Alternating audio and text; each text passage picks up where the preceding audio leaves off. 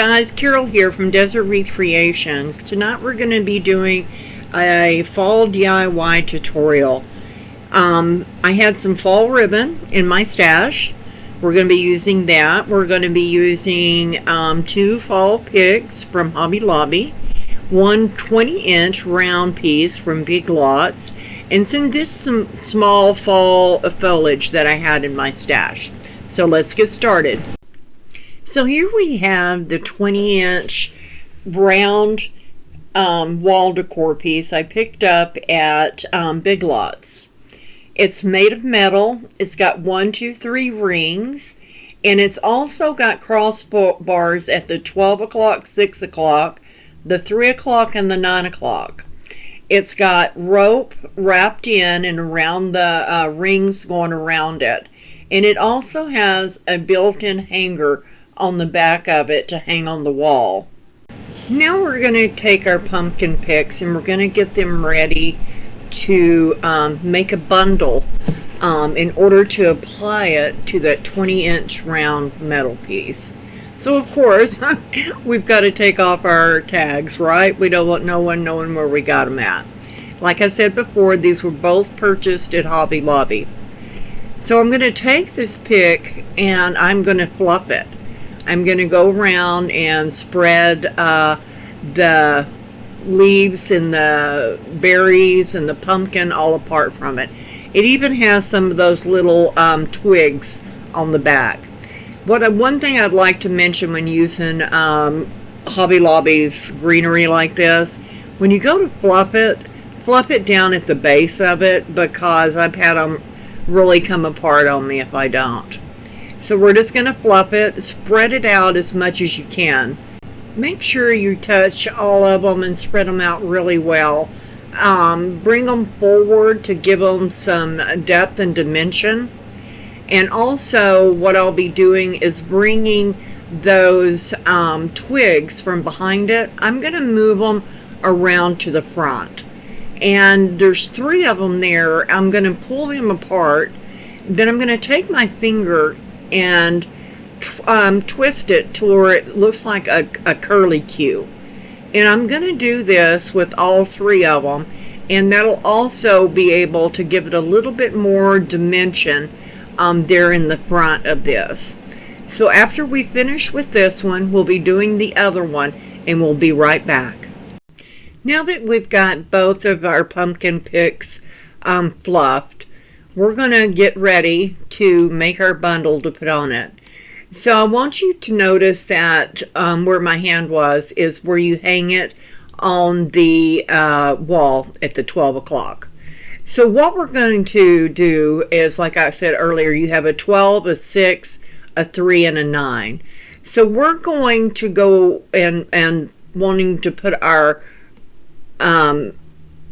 bundle, once we have gotten it made, we want to put it on the 9. Where you need to decide at is whether you would like it on the second, third ring. Okay?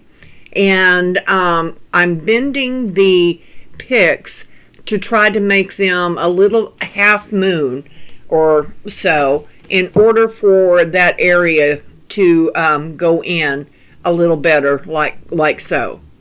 And I'm wanting to do and put the placement of it in between the second and third ring and leave a space in the middle for a bow. What I have now is the greenery that I am going to put along with these picks. This greenery is some fall evergreen that I picked up at Hobby Lobby last year. It's a greenery they have every year, and you will need two pieces of it. It comes in a large bush, and I had some left over from the prior year. So I'm going to put 1 piece of this greenery behind each of the pumpkin picks. Now that we've got the evergreen greenery behind both picks, I have another fall greenery that was also from Hobby Lobby. This is a greenery that comes in a bush, and it's also a pusher greenery. meaning that your individual stems, you can move them to the tip for thickness, or you can leave them straight out like this to get an effect going all the way down. Here we're just going to push it up some and place this behind the pick with the other greenery, and that's going to make 1/2 of our bundle. Gathering all 3 pieces, we're going to take a zip tie and we're going to zip tie them together below the pumpkin to combine them together in a tighter fashion than you could with like a pipe cleaner. Now that we have this one done, we'll do the exact same thing to the other half of our spray. Now it's time for us to join the 2 halves together. So I'm positioning them right now to see what kind of spacing I want to create in between the 2 pumpkins for a bow. Once I figure that spacing area out, I will take a zip tie and I'll put that zip tie around both of those stems in the middle there and tie it off right there under the pumpkin, and I'll tie it real tight, and then we'll also secure it on the other area underneath the other pumpkin. We're going to go ahead and clip our tie, and any of the clear plastic from the zip tie that is showing will be covered up by your bow. So here we're going to secure the second, and that's going to also align those stems in the back behind all of the leaves in the pumpkin, and make sure you again just pull it really tight. We want it really secure on there. Now I'm going to finish cleaning up my zip ties, my area, for just a few minutes, and then we're going to start our manipulation process. So now that our swag has become one piece, we are going to be bending it more to take on the curvature of the round wreath form, as you may call it. I will put it up around, see where it's best. If it's taken on the angle, I'll bend it some more. And another good tip is right there, making sure we had the top at the top where the bracket is, where you hang it from in the back. Also seeing how it looks on that wreath form, whether it needs to go in more, up or down. I have chosen to put it to where the bow is side by side, tying it on to that 9 o'clock position. But first, we're going to make a bow before we tie this on to the wreath form. Now let's make that bow, measuring out 6 inches for our first tail. And I'm pulling that tail downwards towards me. I'm pulling out quite a bit of ribbon. You'd like to always try to keep a lot of ribbon out. It keeps you from getting your hands tangled in it, even though I'm one to talk at times. Anyway, the first loop is going to be a 5-inch loop, and we're going to do the same on the other side. We're going to come back to the other side after our twist in the middle, and we're going to make another 5-inch loop, and we're going to repeat it on our right hand side also. We're going to make another 5-inch loop for a total of 3 at this point, and then we're going to repeat it on the opposite side. Then we're going to come back in after we twist our ribbon. We're going to make one more 5-inch loop. Then we're going to repeat it. for a total of 4 5-inch loops. We're going to twist. We're going to measure out 3 inches for a center loop. I usually average around 2.5 to 3 inch for my center loop of most of my bows.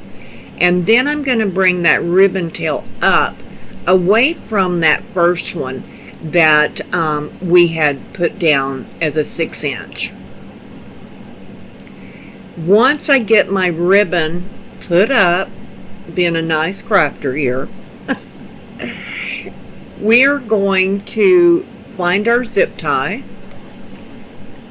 and we're going to use a zip tie, I should say, for this bow. I'll hold it down first, and I like to sort of go ahead and spread my loops out.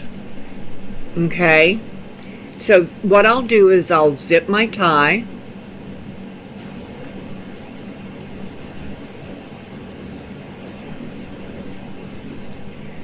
holding the center. I will take my loops on one side and spread them out into the position I want them to go after I pull this bow off of the bow maker.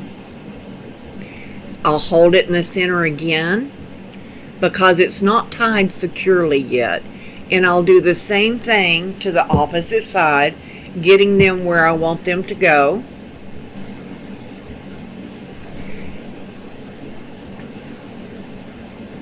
Then I'll pull that zip tie just a little bit tighter and help it get up off of that bow maker, and I'll take my fingers and push it the final way. I'll hold it pretty secure on one side, and then I'll rotate that zip tie to the back. Taking a bigger zip tie, I will go underneath that zip tie and the ribbon so that we'll have something to tie not only the bow on with, but our little swag piece that we made for our little wreath decor. Pull it tight, and then I clip that one off. Our bow is secure at this point. So now we're going to line up our little wreath, our little swag, as I'm going to call it, onto our home decor piece. I've chosen to go around from the outside counting in to the ring that goes around number 3 and the 9 o'clock position on number 3. And I'll do it on the crisscross pattern right there where the ring meets the crossbar. I'll pull it down real snug, holding my ribbon, making sure it's still on the top while adjusting that zip tie. I don't want the zip tie to be moved around back while I'm tightening it up. I want the zip tie to be tightened up securely right there on the underside of the bow. That way it scratches no one's door and it's not going to be seen. I'm going to go ahead and clip that pipe cleaner off, making sure it's tighter first. Clip the pipe cleaner off. And now we can manipulate that bow till the cows come home because it's on there and it's secure. So we're just going to fluff out that bow while it's right there on a solid place. The loops were already in a pattern. We'll put our tails where we wanted them to go, and you can move them around at this point